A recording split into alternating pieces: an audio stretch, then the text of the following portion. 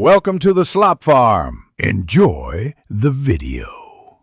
You start by preparing the USB drive correctly. Format it to FAT32 or XFAT so the Ps4 can read it. Once formatted, make the folders Ps4 then update, exactly spelled. Download and save the file as Ps4 update.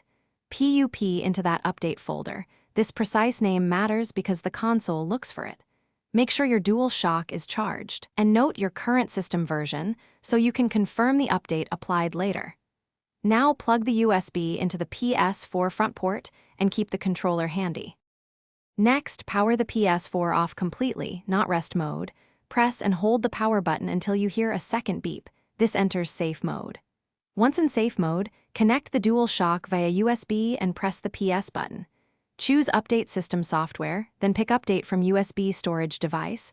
The system will scan the Ps4/update folder and find Ps4 update. PUP. Once found, confirm and let the console unpack and begin installation. Do not power off the console while files copy and the progress bar advances. When installation completes, the Ps4 restarts automatically and may run setup steps.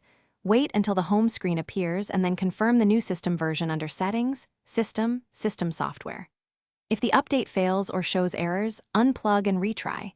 Reformat the USB, re-download Ps4 update. PUP, and try a different USB drive or port.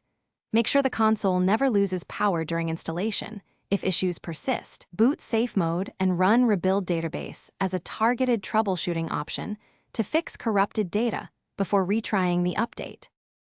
Thanks for watching. Consider subscribing if we helped you today.